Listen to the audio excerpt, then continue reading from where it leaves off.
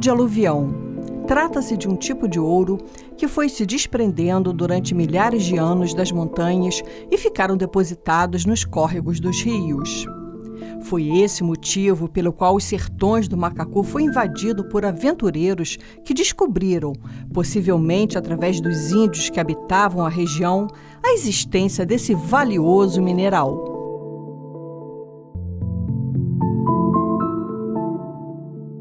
A penetração nos sertões de Macacu era proibido desde a provisão do Conselho do Ultramar de 1745.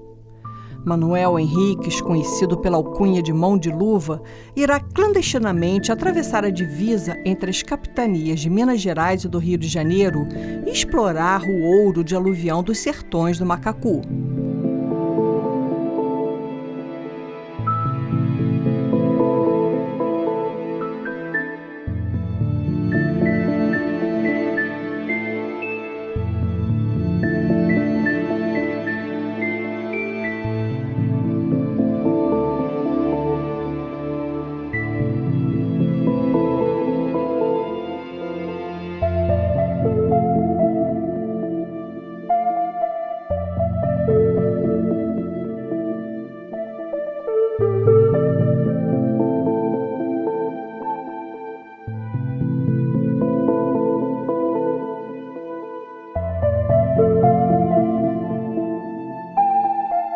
Quem nos conta essa história é o historiador Rodrigo Leonardo de Souza Oliveira, que escreveu a tese intitulada Mão de Luva e Montanha, bandoleiros e salteadores nos caminhos de Minas Gerais no século XVIII.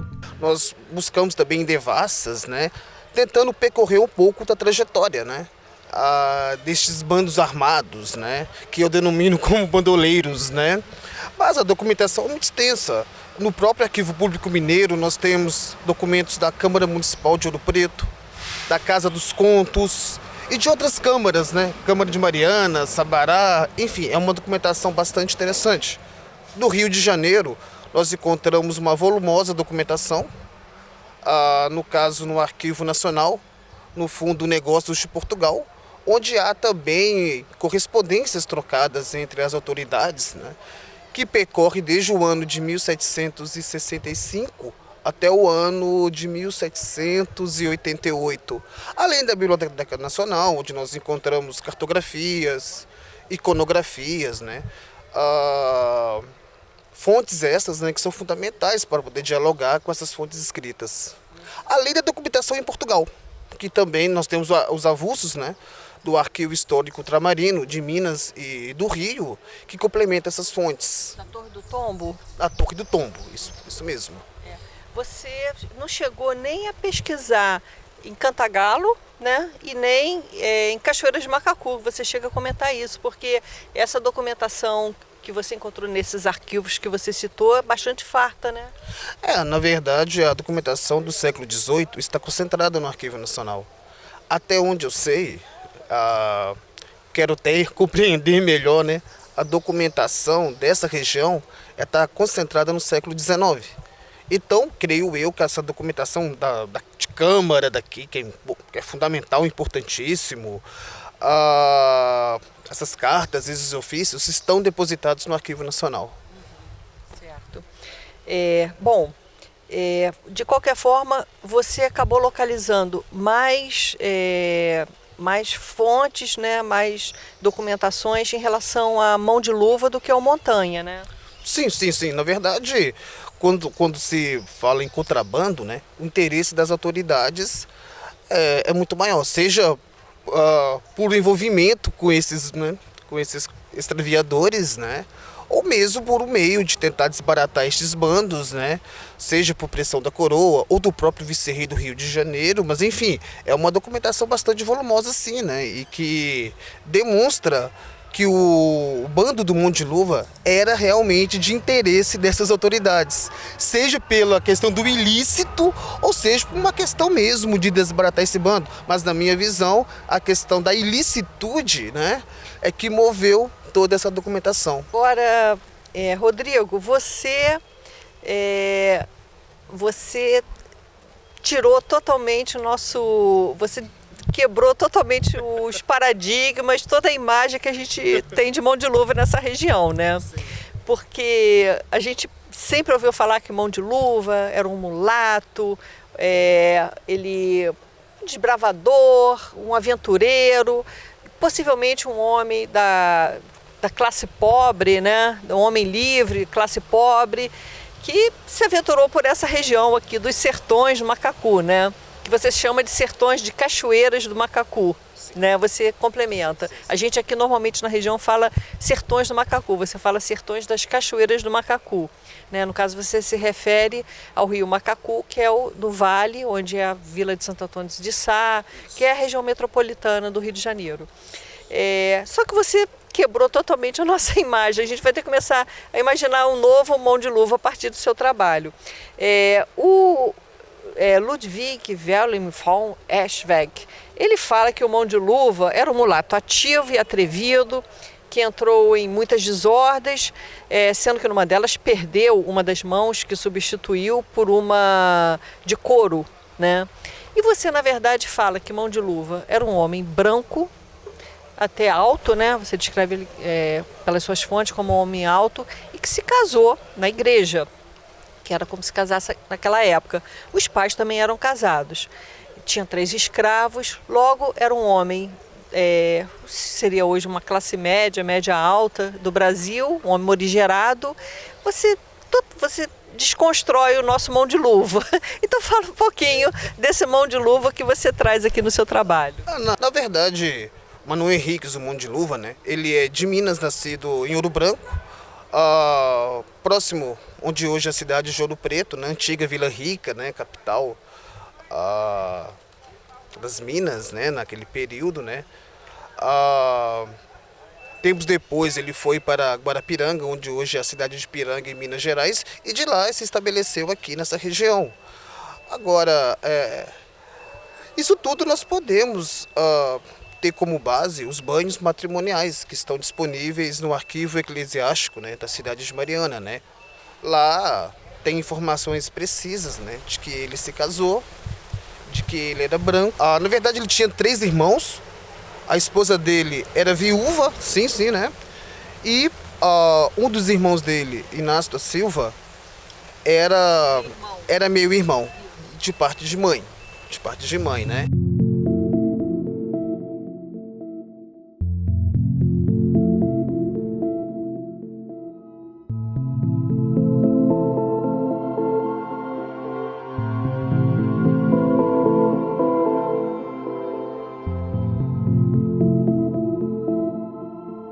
Na verdade, estudos historiográficos mais recentes demonstram que possuía até 3 a 5 escravos para Minas Gerais, creio também que para o Rio de Janeiro, né?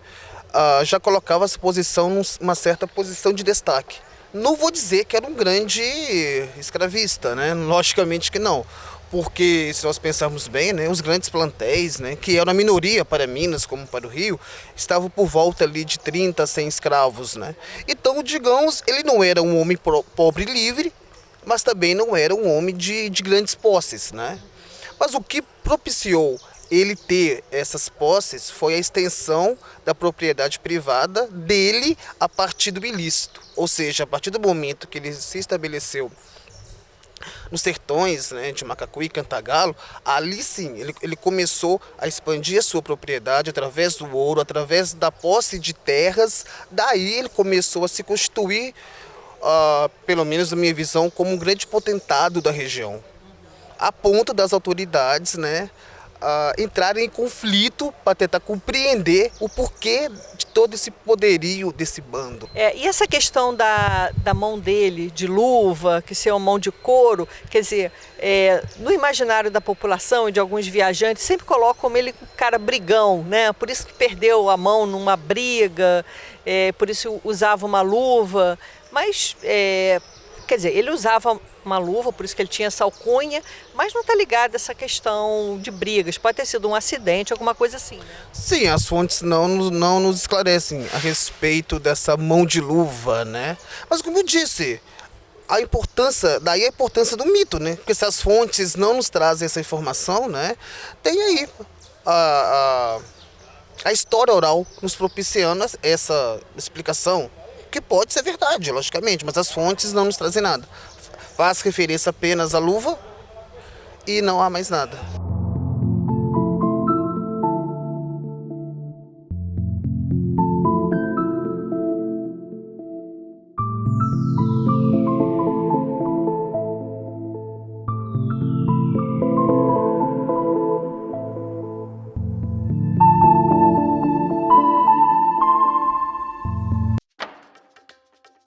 Mão de Luva foi um nobre português ou um homem simples das classes populares?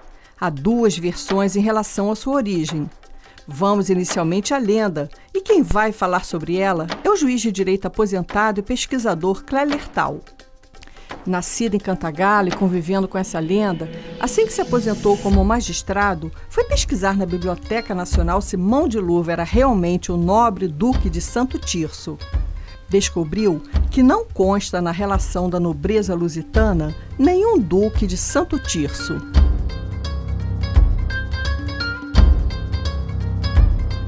Quem era Mão de Luva? Segundo a lenda, um fluxo a qual eu me criei, porque eu era fascinado por essa lenda também. O Mão de Luva era um duque português, duque de Santo Tirso, que se enamorou da princesa herdeira do trono, porque na época Portugal era dirigido por Dom José I, mas quem mandava lá dentro era o Marquês de Pombal, o primeiro-ministro, ele é que dava as ordens. E acontece que, segundo a lenda, o Marquês de Pombal não chegava com bons olhos no namoro desse duque, que era muito rico, poderoso, muito ilustre, com a princesa, não é? Era Maria I. É Maria I, que veio morrer mais tarde aqui no Rio de Janeiro, em 1816. Mãe de Dom João VI. Veio morrer velha. Mas era mocinha na época. Sim. Namorada, segundo a lenda, né? Do Duque de Santo Tirso. E o Marquês de Pombal, que era todo poderoso em Portugal, não querendo aquele casamento. Acontece que envolveu o duque, pretenso duque de Santo Tirso, num processo devassos, como chamavam, aberto em Portugal contra os Távoras. Porque em 1758, isso é verdade, não é lenda. O Dom José I, rei de Portugal, voltava à noite das aventuras amorosas, que era muito dado a isso. E foi atacado, e quase morreu, em razão disso. Então o Marquês de Pombal abriu processo contra os Távoras e muitos deles foram realmente condenados à morte. Aproveitando o ensejo, envolveu o Duque de Santo Tirso, que não tinha nada a ver com a história, era apenas namorado da princesa, sob pretexto de que ele, ambicioso, queria que a namorada assumisse o reino de Portugal, teria participado desse atentado contra o rei. Né? E o envolveu naquele processo e acabou, enquanto os Távoras foram condenados à forca, e isso é verdade, diz a lenda, que o Duque de Santo Tirso também foi envolvido nesse processo maliciosamente pelo Marquês de Pombal para afastá-lo de Portugal. Certo. Bom, prosseguindo na lenda, então esse Duque de Santo Tirso, antes de embarcar para o Brasil, foi condenado ao degredo do Brasil. Ele esteve na prisão do Limoeiro, à espera de uma embarcação que o trouxesse para o Brasil. E na noite da véspera da vinda para o Brasil, ele foi visitado na prisão pela princesa. Maria I. Maria I. E essa princesa, então, muito aborrecida com o degredo do namorado e tal, levou para ele uma luva. Né? E disse para ele: olha, um dia eu serei rainha de Portugal e você será uma espécie de príncipe consorte, marido, se não o rei, pelo menos o marido da rainha. Mas você vai curtir o seu degredo no Brasil, que foi condenado a tanto, que o Marquês de Pombal que manda aqui dentro, mas leve essa luva e calce-a. Até que nós nos encontramos um dia, para que essa pele aqui, que está tocando na minha mão nesse instante, não toque na mão de mais ninguém, a não ser, inclusive, de outra mulher. Né? Bom, ele então calçou a luva, assumiu o compromisso de conservá-la enquanto durasse o degredo do Brasil e veio. Chegando aqui, ele então, muito nobre, tirou uma de bandeirante, né? Comandou a invasão de uma área proibida e fundou Cantagalo. Essa é a lenda. Manuel Henriques, o Mão de Luva, nasceu na freguesia de Santo Antônio de Ouro Branco, Bispado de Mariana, em Minas Gerais. Seu banho matrimonial, como era denominado o casamento naquela época, foi com Maria da Silva, com quem teve filhos. Mão de Luva tinha aproximadamente 35 anos quando se embrenhou nos sertões do Macacu com seus 3 irmãos, esposa, filhos, escravos e vários companheiros em busca do ouro de aluvião nos córregos dos rios Grande e Negro. Ludwig Wilhelm von Eschweg, mineralogista alemão que viveu em Minas Gerais, a ele se refere como um mulato ativo e atrevido que entrou em muitas desordens, sendo que numa delas perdeu uma das mãos que substituiu por uma luva de couro. Ainda, segundo o cronista, Mão de Luva sabia aliar à força bruta finos golpes de inteligência. Insinuante, não lhe faltava habilidade para envolver e subornar autoridades e nem energia para se impor aos comandados, para quem a sua palavra era lei. Von Eschweg acertou quando disse que Mão de Luva subornava autoridades. No entanto, se equivocou quando o descreve como um homem mulato. Era um homem branco, casado na igreja, com posses, de classe média, se comparado com os padrões atuais. A decadência da extração de ouro em Minas Gerais teve início a partir de 1765. Desde então, inicia a entrada de indivíduos vindos da capitania de Minas Gerais para os sertões do Macacu, na época denominada de Descoberto. Era uma região habitada pelas tribos indígenas Osoróis, Xopotóis e Puris.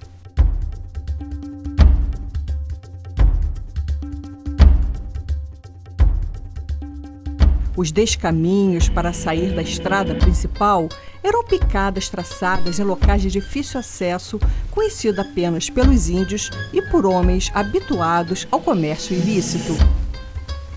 Mão de Luva estabelecera boas relações com os índios, o que pode ter facilitado não apenas a fixação de seu bando em áreas tão remotas, mas notadamente para a descoberta de ouro nos córregos da localidade. As tribos puris e os botocudos eram temidas pela sua bravura. Eram geralmente aproveitadas pelas autoridades no ataque a quilombos e utilizadas por contrabandistas como aliados nos descaminhos. Mão de Luva percebera que os índios eram grandes conhecedores das riquezas dos sertões e, com a colaboração deles, seria mais fácil localizar os mananciais auríferos. Mão de Luva e seu bando permaneceram aproximadamente 20 anos no descoberto dos sertões do Macacu, garimpando o ouro de aluvião.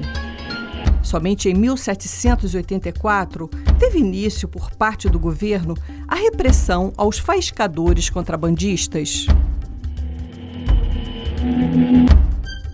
Como foi possível Mão de Luva ter permanecido tanto tempo explorando ouro naquelas bandas sem ser incomodado pela coroa portuguesa? Segundo o historiador Rodrigo Leonardo de Souza Oliveira, havia o envolvimento de funcionários do alto e baixo escalão do governo com o bando de Mão de Luva.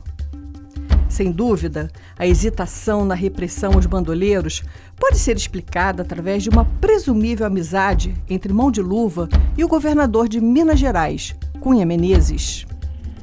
Fica claro na documentação a existência de redes de interesses e clientelismo entre os funcionários do governo e os bandoleiros em relação ao ouro garimpado no descoberto. era o levar por fora, como se dizia à época. Soldados destacados nas patrulhas aproveitavam o poder de seus cargos para participar do comércio ilícito com os bandoleiros. Até mesmo os padres tinham ligação com o bando. Por não serem revistados, obtinham facilidades para fazer o contrabando. Havia trocas de ouro por broacas de sal, rolo de fumo, farinha, feijão, banha, chumbo e pólvora. Era natural que todos quisessem negociar com o bando de mão de luva, que pagava em ouro.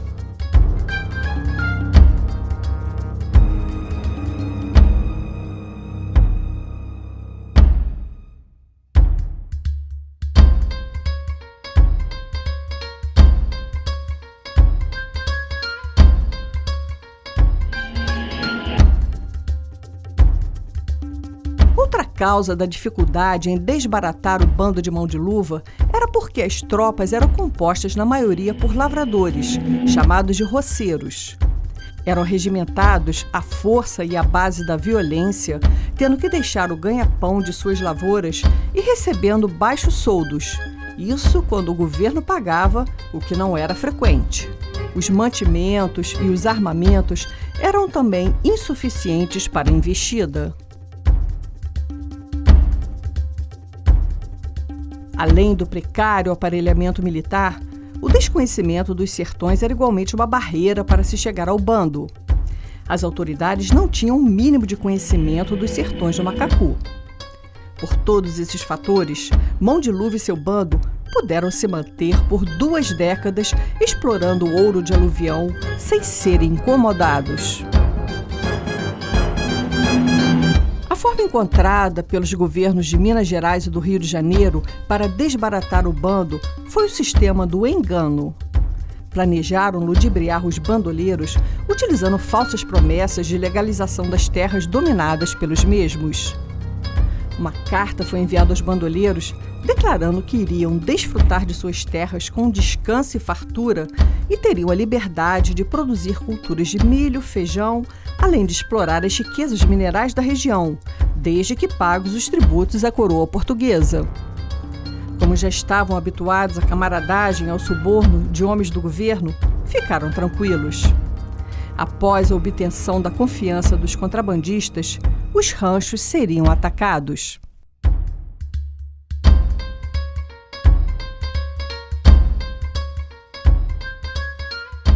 Não havia no descoberto dos sertões do Macacu muitas centenas de pessoas como se imaginava. No entanto, o bando estava se fortalecendo ao ponto de se tornar um arraial.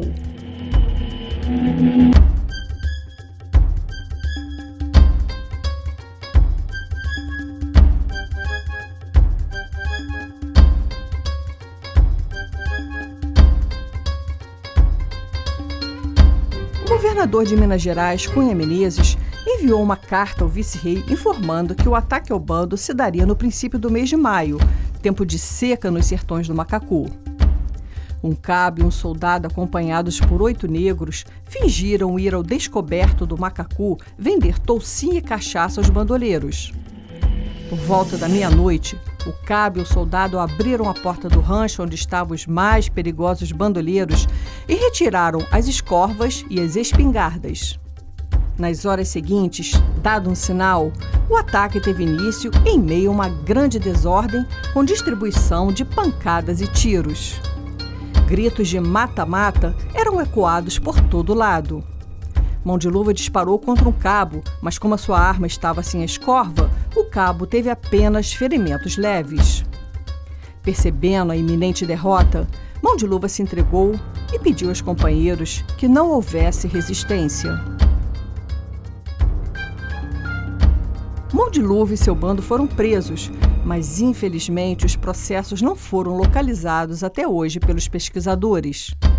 No entanto, em razão de seu comportamento taxado como herético, o Tribunal de Inquisição de Lisboa deu entrada em uma instrução contra ele.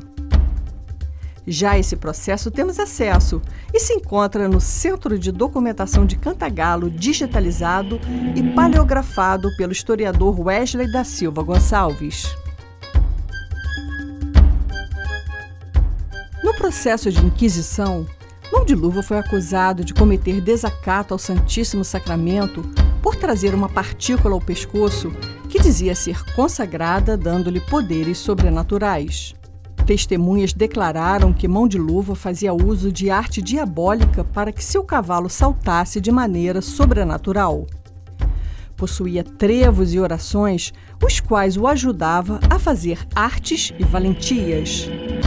Fazia uso de uma bolsa que ele consultava e que lhe dava um sinal se poderia seguir viagem ou não.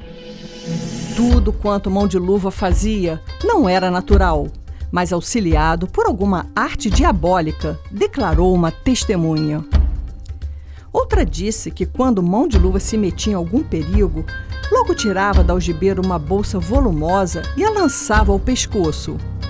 Valendo-se dela, se metia em todos os perigos, seguro de que nada o ofenderia. Era visto como um mandigueiro e prometia essas bolsas às pessoas para se livrarem dos perigos. Gostava de jactar-se que tinha feito várias façanhas com seus cavalos, que pareciam sobrenaturais, tudo isso para que o seu grupo o temesse, consolidando assim a sua liderança na localidade.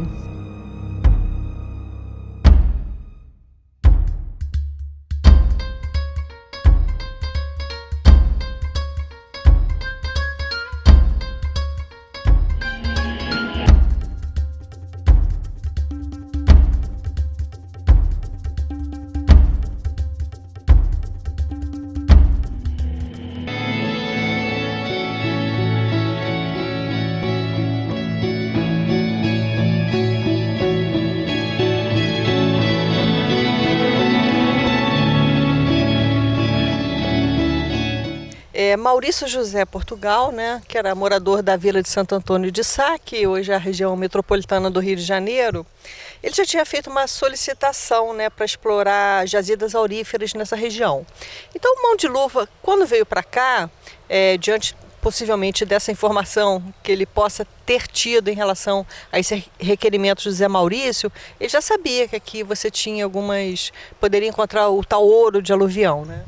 Não, sim, desde os idos, né, de 1760, né, já era possível encontrar ouro nessa região, né.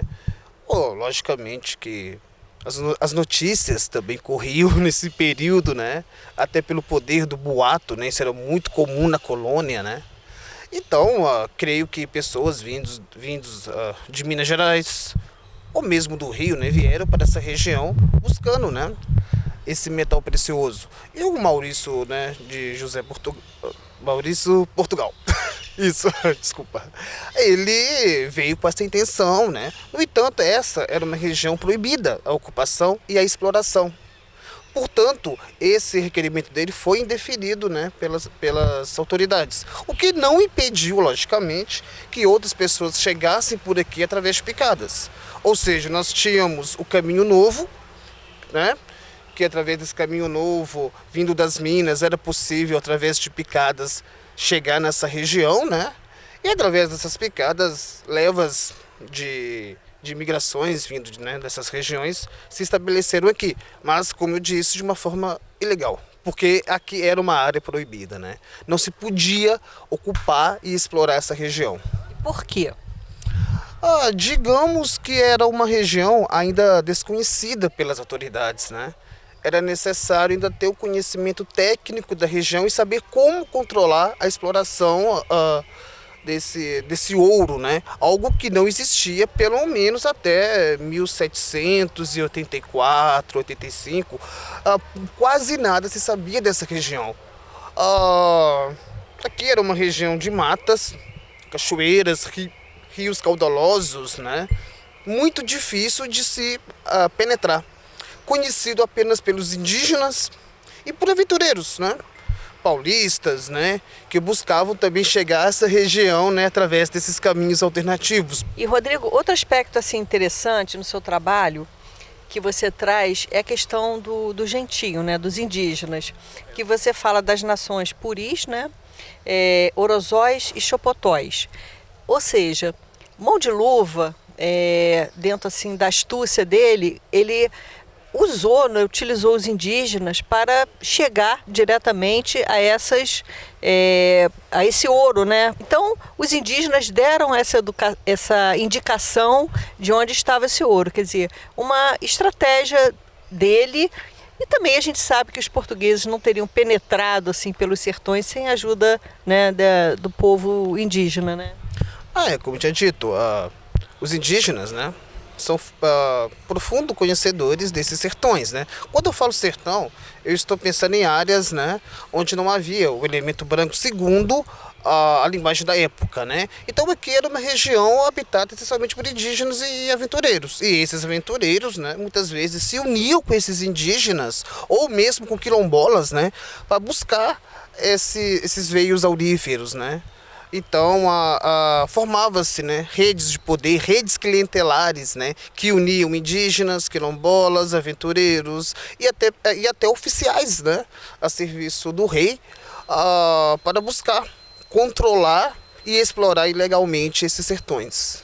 Você fala na sua tese que Mão de Luva chegou a ensinar os indígenas a rezar. Ele era religioso, sim?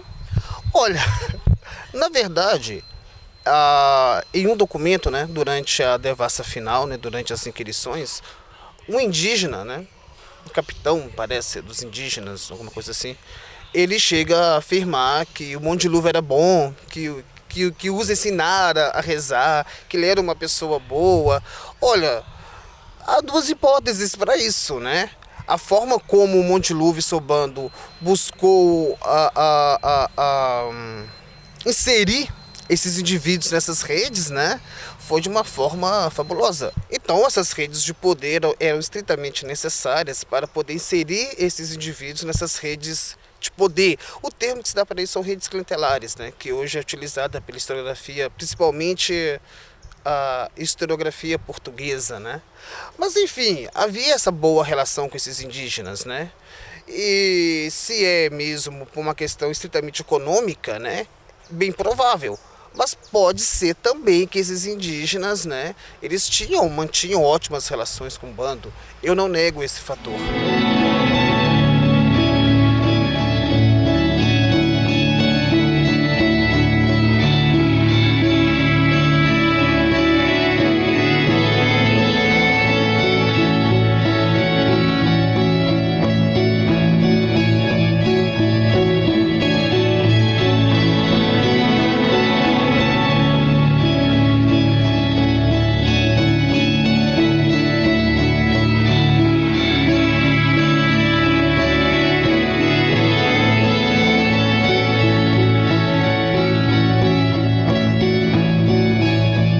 Então vou aproveitar essa deixa que você falou dessas redes clientelares. A história do Mão de Luva, ela repete um pouco os tempos atuais, leva um pouquinho a Lava Jato, né? Que você vê, quando você entra nessa questão da corrupção, você chega ao quê? Pessoas do alto escalão do governo, e você cita na sua tese que Mão de Luva corrompeu militares, agentes administrativos e até padres, né, que usavam até desse benefício à imunidade de ser revistado. Então fala um pouquinho desse clientelismo, né, gerado pelo Mão de Luva em relação aos agentes governamentais. Antes de tudo é necessário entender, né, as sociabilidades que eram tecidas nesse período, século XVIII. Tal como também a cultura política, né, que era regida nesse período. Olha, eu posso afirmar que a nossa cultura política, né, que é de matriz ibérica portuguesa, né, tinha como característica o poder do mando, o poder da violência, da intimidação, da honra, né, valores típicos, né, de uma sociedade machista, de dominação, que já vem desde o período, né? E logicamente que dentro dessas questões do mando, nós também temos questões também ligadas ao aspecto econômico, que é justamente a expansão de propriedades, é o indivíduo procurar se manter no poder, expandindo, expulsando pequenos e médios poceiros, né? E daí constituir o que eu denomino até na minha tese de doutorado como redutos de dominação bandoleira, né? Ou seja, esses bandoleiros, esses bandidos, seja através de bandos armados ligados ao contrabando, seja da rapina, né? Buscavam de uma certa forma manter regiões de domínio privado. Quer dizer, esse período de quase duas décadas, um pouco mais de 2 décadas, que Mão de Luva se manteve nessa região, conseguindo, né, operacionalizar toda essa rede de contrabando, isso foi graças a essa articulação que ele fez, então, com órgãos do governo, né, que mantinham essa estrutura dele, né? Sim, na verdade a questão do ilícito era comum no século XVIII. Há autores que chegam a defender, inclusive, que o contrabando era um crime ilusório, né? Desde a década de 90 já extensos estudos, né, que procuram demonstrar essa questão do ilícito, não só nessa região, mas também no sul, né, do que hoje é o sul do Brasil, ali, a questão do contrabando de prata com Buenos Aires, Assunção, Paraguai, enfim, né. E esse contrabando, muitas vezes, ele tinha uma dimensão internacional, não apenas regional, ou seja, regional, nacional e internacional. Eu já li alguns documentos que havia associações de contrabando que mantinham relações ilícitas, né, com judeus radicados em Amsterdã. Ou seja, quando se pensa no contrabando, no ilícito, né, nós temos que pensar isso numa dimensão muito maior e muito mais abrangente. E a corrupção, logicamente, que é também de matriz ibérica, né, era uma prática comum e normal, não apenas entre os pequenos oficiais régios, mas entre padres, governadores, vice-reis, né. Em Minas, nós temos o Dom Lourenço de Almeida, né, que foi muito bem pesquisado pela professora Adriana Romero, né, que diz que ele voltou para Portugal com uma fortuna maior que a do próprio rei, né? Ele foi repreendido pelo rei, mas ao que tudo indica, parece que ele não foi preso, né, nem sentenciado. Temos o caso do próprio Luiz da Cunha Menezes, né, que desde a época que ele governava a capitania de Goiás, né, ele já era acusado de inúmeros crimes, de inúmeras ilicitudes, né, até que durante as devassas, né, que eu fui pesquisando, né, nos documentos do Arquivo Nacional, da Torre do Tombo, nos avulsos do Arquivo Histórico Ultramarino de Minas e do Rio, dá para perceber claramente o envolvimento desse governador com o bando do Mão de Luva. Ou seja, digamos que ele participava indiretamente desse bando, né? Era um dos financiadores, digamos assim, né? E isso se comprova através das cartas trocadas, né, entre os irmãos do Mão de Luva com oficiais de confiança do governador. Ou seja, falar hoje em contrabando, corrupção, ilicitudes no século XVIII, né, nós temos que tentar prender isso dentro de uma sociedade de antigo regime, lógico, né, mas também perceber que essa dinâmica do contrabando, né, o próprio rei tinha conhecimento, né, e muitas vezes buscava não interferir muito para a própria sobrevivência do Império Ultramarino Português, porque o rei precisava dessas elites. Ele não podia punir essas pessoas à revelia, mas alguns foram punidos.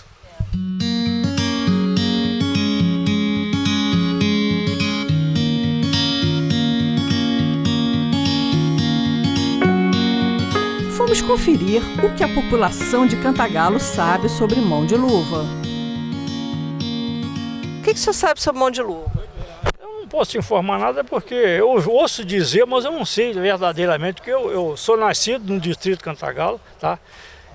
Mas sendo que sou registrado em Itaucária, tá? E o que acontece? Quando eu vim aqui para Cantagalo, eu já vim em 1970 e alguma coisa.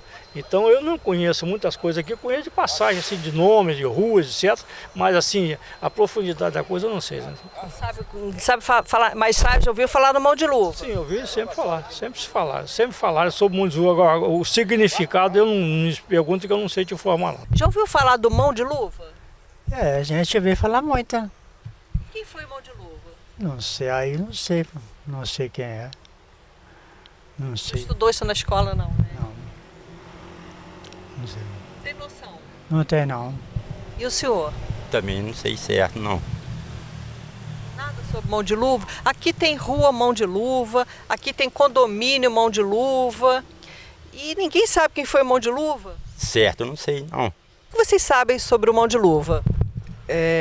Pelo que eu me lembro, estudei sobre ele, ele veio de Portugal. Ele era, eu achei, alguma coisa do rei. Ele teve um caso com a rainha, não me lembro muito bem. Só lembro que ele teve algum tesouro, ou foi dito isso, que ele teve algum tesouro escondido por aqui. E o condomínio Mão de Luva tem até o nome dele por causa disso, pelo que eu me lembro. Só isso que eu me recordo dele. E você? Infelizmente não sei, que sim, já passou muito tempo. E eu não estudo mais sobre isso, entendeu? Eu já passei e já esqueci. Mas chegou a estudar sobre a história aqui da região, mas ouviu falar sobre Mão de Luva? Já, com certeza já ouvi falar, sim. Ele foi um fato muito histórico aqui em Cantagalo. Mas que eu recorde mesmo, não recordo quase nada mesmo dele. E ele veio clandestinamente. Aí os soldados do Império na época, sabendo da vinda dele para cá, vieram à procura dele. Ao chegar aqui, eles né, muita vegetação, né, mata fechada, os soldados à procura dele, aí ouviram um canto de um galo. Essa é a história, né? Que ao ouvir um canto de um galo, eles perceberam, bom, se é um animal, né, doméstico, se tem ali, tem pessoas, né? Aí diz que o soldado foi e falou, canta galo, né? Mandando o galo cantar para ele identificar onde eles estavam. E com isso, acho que eles localizaram onde eles estavam instalados, né? E descobriram o pobre coitado, levaram ele embora. O que você achou, Rodrigo? Faz parte da mitologia, né? Da região, do mito, da história oral, da oralidade, né? Que as pessoas que são, né, da região, né, normalmente divulgam, né? Mas, como eu disse, a oralidade é de fundamental importância, né? Para as pessoas, né? Para a história da região, né? A identidade da região.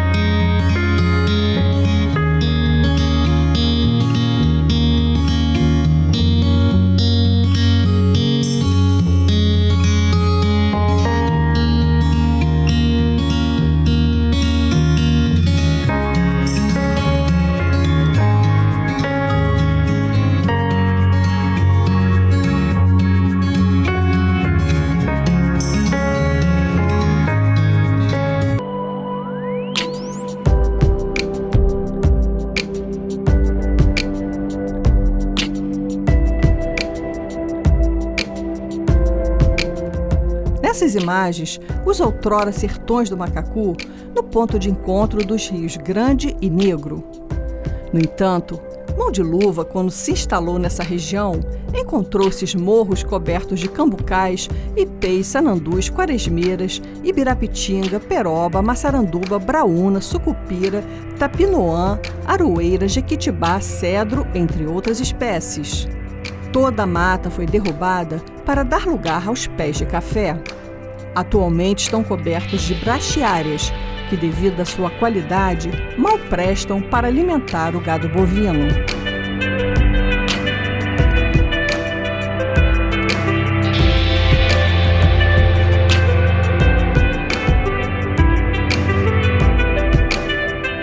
Havia uma organização política dentro do bando bastante interessante. O Mão de Luva era o líder, né? Tinha os cabeças do bando, que eram os irmãos dele, né? O José Gomes, entre outros indivíduos, né? Tinha escravos, tinha uma relação relativamente estável com comerciantes da região fora desses sertões, né? Que abastecia o arraial, e também havia dentro do arraial produções alimentícias, né? arroz, feijão, batata. Você cita que tinha o monjolo, né? Sim. Criação de animais, enfim, era um bando autossustentável. Porque são 20 anos, né, nessa região, né? Sim, ou até mais, né? Porque se pensarmos 765, 755, até um pouco a mais, né? Porque nós não sabemos a data específica, né? Agora, com relação a esse arraial, você também cita no seu trabalho que havia, assim, de início uma certa paranoia, que seria um grupo muito grande, mas pelo que você fala, não é tanto como o governo imaginava, né? O número de pessoas nesse arraial. Aproximadamente quantas pessoas, considerando as mulheres, que Mão de Luva trouxe a sua esposa, enfim, esse arraial começou com quantas pessoas? Olha, o número exato de quantas pessoas aproximadamente no início, assim, eu não vou saber lhe responder, mas durante as devassas eu consegui elencar cerca de 47, 50 pessoas. Provavelmente porque muitas fugiram, abandonaram o bando quando soube da vinda do governo de Minas para cá. Mas considerando as mulheres, os agregados, talvez chegasse bem mais, né? Sim, talvez sim. Porque quando eu arrolo esses nomes, eu apenas estou pontuando homens e escravos. Indiciados. Os indiciados, homens e escravos. As mulheres não entram nessa miscelânea de nomes, né? Assim, dá para ter um perfil assim de como era o Mão de Luva, como homem, alguma coisa assim, não, né? Dentro desses relatos. Claro, ele tinha a questão da liderança, mas fala alguma coisa mais sobre ele? Não, o Mão de Luva era um grande líder, era um grande potentado. Era uma pessoa que, graças ao seu conhecimento, à sua inteligência, né, a sua boa relação com a comunidade local, com os indígenas, né, ele se tornou um grande potentado da região. Ele dominava parte desses sertões, né, de Cantagalo e Macacu, uma extensa área, né. E olha, o que eu tenho a dizer assim, do Mão de Luva, assim, enquanto pessoa, assim, seria mais ou menos isso. Ele era uma pessoa que tinha uma capacidade de articulação, que tinha uma capacidade de articular pessoas para o seu bando, que conseguiu como poucos, né, formar uma grande rede de poder, né. E olha que ele não era um nobre, né, digamos assim, né. Ele, apesar de ter de 3 a 5 escravos, ainda assim ele não era uma pessoa de prestígio, de poder econômico, de poder político em Minas e Rio, né. Mas, como poucos, né, ele soube sim angariar um arraial, né. Isso já é magnífico, né, para o período.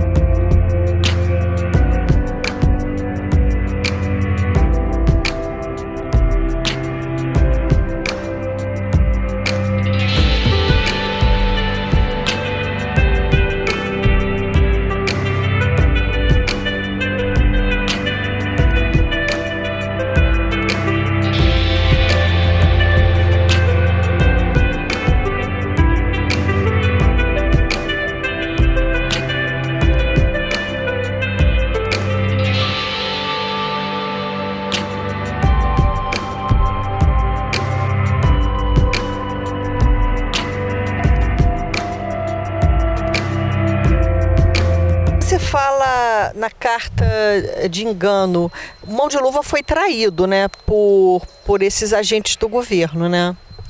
Olha, na verdade, o que as fontes dizem, né, é que houve a organização de um estratagema pela qual oficiais do governo iriam infiltrar o descoberto com promessas de que a região seria legalizada, né?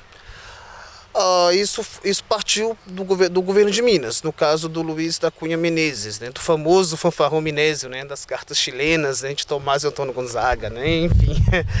Mas há indícios, né, de que esse estratagema foi uma forma, né, de fugir das suspeitas do vice-rei Luiz de Vasconcelos de Souza, né, porque esse vice-rei estava convicto que o Luiz da Cunha estava envolvido mesmo, né, com esses bandoleiros, né? Então o estratagema existiu de fato, tá?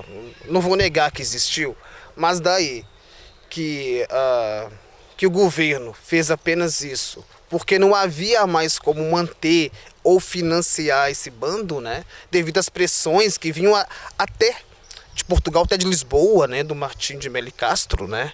Então foi necessário que o Luiz da Cunha Menezes criasse, fantasiasse ou fizesse um teatro, né? Criasse um grande teatro acerca desse estratagema. Bom, a gente,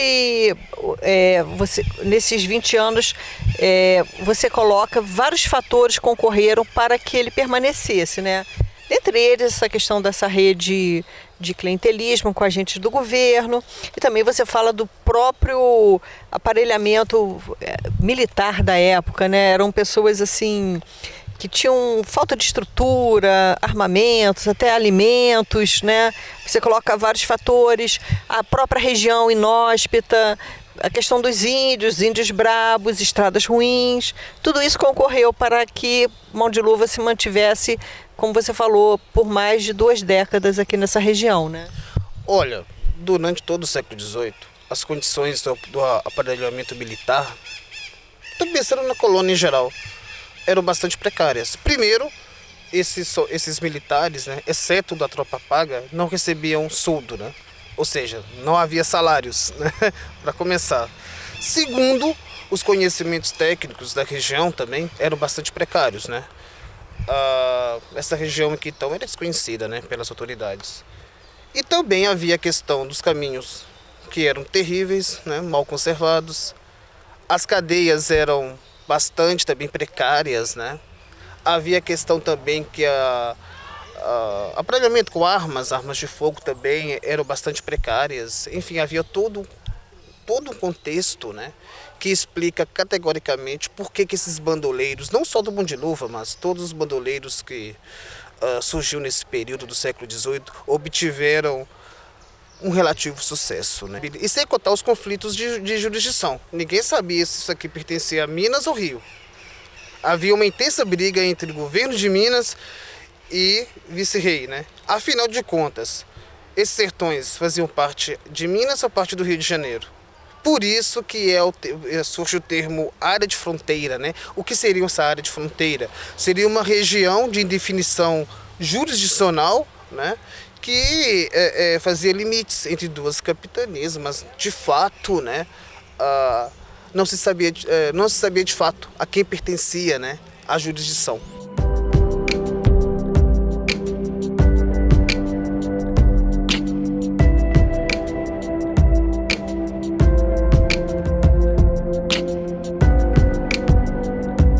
Mão de Luva e todo o seu bando foi julgado no juízo da Intendência Geral do Ouro do Rio de Janeiro. Como os processos não foram localizados, não podemos saber o destino de cada um deles, principalmente o de Mão de Luva. Vamos ver o que registraram em seus diários os viajantes no século XIX.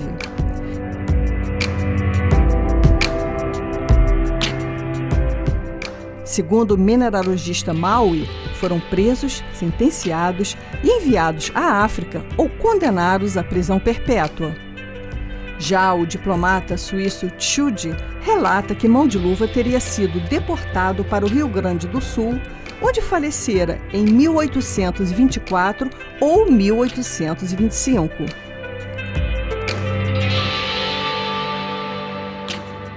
O mesmo descartava a possibilidade de seu enforcamento ou de seu degredo para a costa africana.